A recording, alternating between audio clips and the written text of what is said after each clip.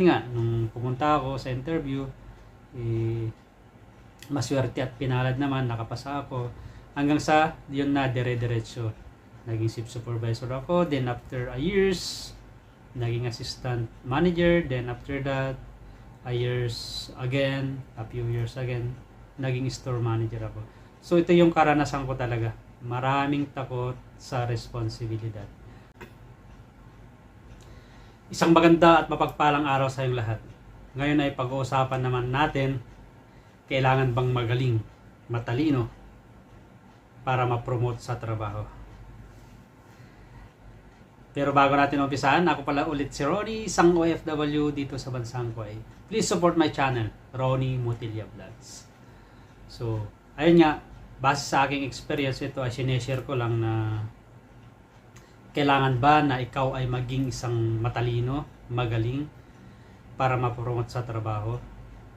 Ang sagot ko ay hindi. Dahil kapag ikaw ay depende sa nature of jobs mo, ay sa araw-araw naman na ginagawa mo ay natututo ka. Ang ano lang dito ay maraming takot sa responsibility, na ayaw nilang masita, ayaw nilang masigawan, ayaw nilang masabihan ng mga nakatataas sa kanila. Pero lagi yung tandaan, ang pagkakamali ay natututo kayo. You can learn from your mistakes. Totoo yan. So, kapag ikaw ay isang empleyado at nagkaroon ka ng pagkakataon para ma-promote, ay tanggapin mo. Kasi tulad ng sabi ko, marami ang natatakot sa responsibility.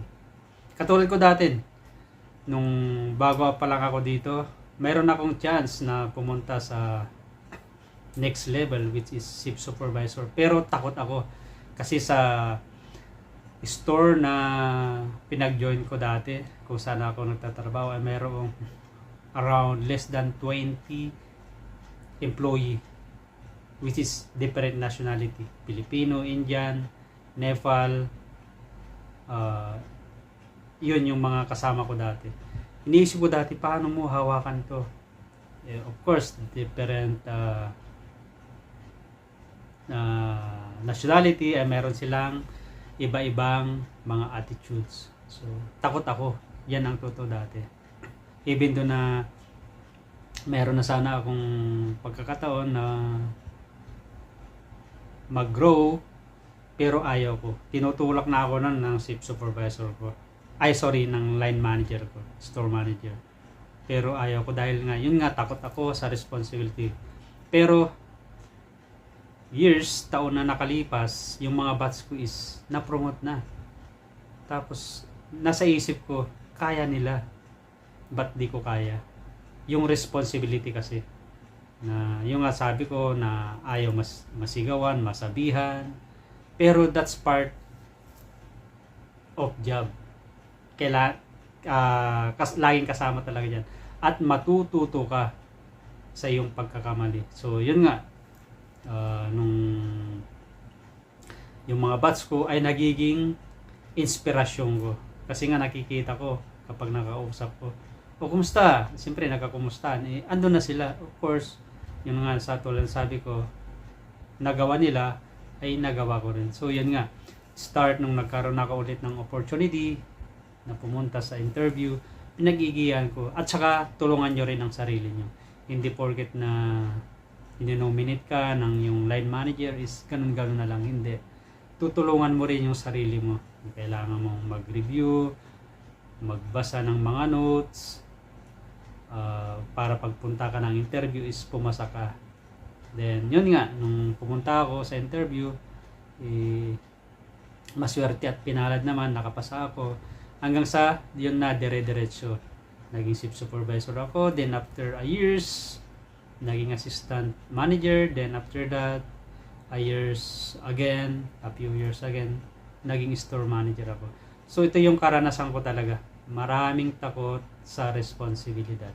So kung pag nagkaroon kayo ng opportunity, mga kababayan ko, mga ka-OFW, ay i-grab nyo yung opportunity. Kasi matututo naman kayo yan. Huwag yung isipin na yung sigaw, masabihan, that's part of the job already. Kasi of course, yung mga nakatataas sa atin, di ba, meron, yung mga nakatataas sa atin. Ayaw din nila na sumablay sila. Of course, pag sumablay, pupunta sila sa down level. Of course, we are in the operation, so kailangan natin matuto at tulungan natin ang sarili natin. Tulad ng sabi ko, you can learn from your mistakes. So, yun ulit. Sana nagkapagbigay ako ng konting idea, mga ka-OFW, mga kababayan ko, pag sa trabaho, sige lang, iporsige nyo yung sarili nyo. Hindi kailangan na marunong, magaling ka. Magaling na magaling para ma-promote ka sa trabaho. Pero, depende ulit sa sinasabi ko na job of nature. So, nature of job, sorry. Kaya niyan.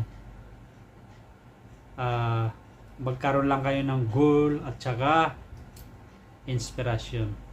Gawin mo inspirasyon yung mga kasama mo, pamilya mo. Kung sa mga kasamahan mo, mga boss mo ay ba't nagawa nila? Siguro kaya ko rin. Sa pamilya mo, gawin mo inspirasyon mo na kailangan ko nito para of course, so pag na-promote ka, tataas din ang sweldo, di ba? So, yun.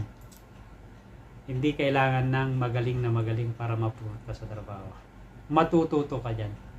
Kasi meron namang process yan bago ka bibitawan na, sige, yan na ka na. Yan ka na sa posisyon na yan. Hindi. May process. So, huwag matakot. Maraming salamat sa iyong pagsama. Please comment below kung meron akong katulad na yung kaisipan, yung nasabi ko, experience, kung totoo yung mga pinagsasabi ko. Sana ay nagkaroon kayo ng idea at inspirasyon sa mga nabanggit o nasabi ko. Go lang mga kababayan. Maraming salamat sa pagsama. Have a nice and great day to all of you. Again, ako pala si Rory, isang OFW dito sa Bansang Kuwait. Please support my channel, like, share, and subscribe. At kita-kits sa mga susunod kong videos. See you again.